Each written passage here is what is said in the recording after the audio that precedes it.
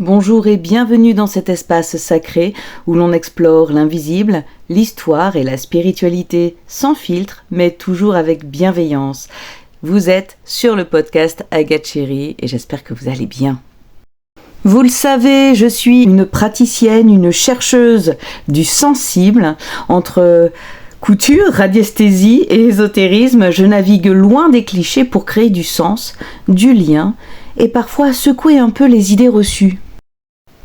Dans ce podcast, j'ai envie de vous amener dans une exploration spirituelle un peu taboue. On va se poser une question que peu osent vraiment aborder, et si la magie n'avait jamais disparu, mais qu'elle s'était simplement institutionnalisée. Je vous invite à écouter ce podcast avec votre cœur, votre curiosité et surtout votre esprit critique. Il ne s'agit pas ici de remettre en cause la foi des uns ou des autres, mais d'ouvrir des pistes de réflexion sur ce qui nous relie au divin, que l'on appelle Dieu, source ou grand tout. Commençons par quelque chose de très concret, les gestes religieux. Tu t'es déjà sûrement promené à la messe, t'as vu des images, des rituels de religieux à la télé, t'as peut-être même fait le signe de croix, respiré l'encens sacré ou prononcé des prières. Mais si on changeait un tout petit peu les mots, est-ce que ce ne seraient pas exactement les mêmes gestes que ceux d'un rituel magique ? L'Eucharistie par exemple, on prend du pain, du vin, on prononce une formule et pouf, ce pain devient le corps du Christ, ce vin devient son sang. En magie, on appellerait ça une transmutation. En alchimie spirituelle, c'est un changement de l'état sacré d'une matière. Ce n'est pas symbolique pour tout le monde. Dans certaines traditions, c'est une vraie transformation mystique. Parlons de l'encens, il est partout. Alors il est dans les églises, les temples, les mosquées. Mais dis-toi que c'est une purification énergétique. Utilisé depuis l'Égypte antique jusqu'au rituel de magie actuel pour nettoyer les lieux, élever la vibration, honorer le divin. D'autant que l'encens pontifical est accroché, relié à l'égrégore catholique, ce qui le rend très spécial.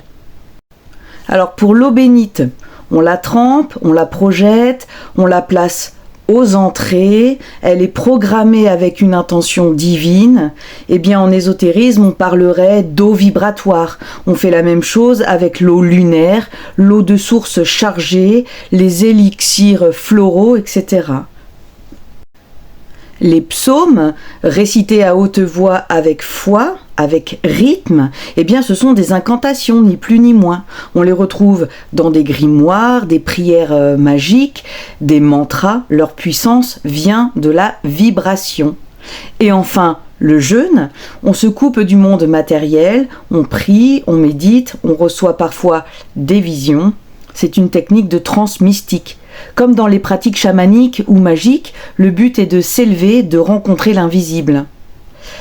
Tous ces rituels visent à contacter le divin, à travers des gestes, des objets, des mots, exactement comme en magie.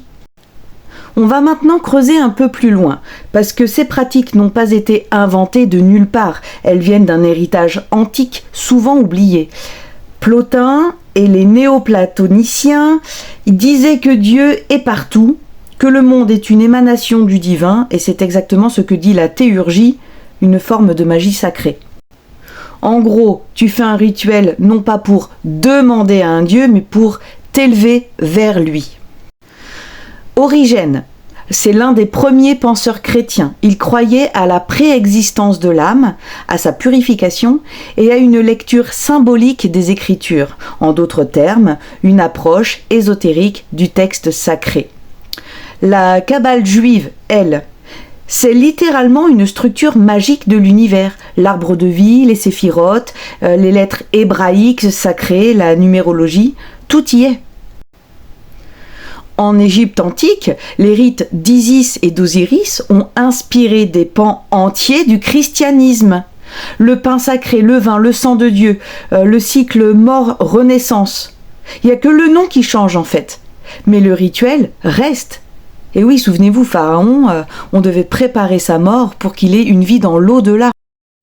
Dans l'islam également, et les 99 noms de Dieu, eh bien, la répétition de ces noms, c'est un vrai mantra sacré. C'est une pratique énergétique sonore, presque hypnotique. Le sacré ne disparaît jamais, il change de forme, de nom, de structure, mais ses racines sont magiques. Et c'est là qu'une question un peu piquante se pose.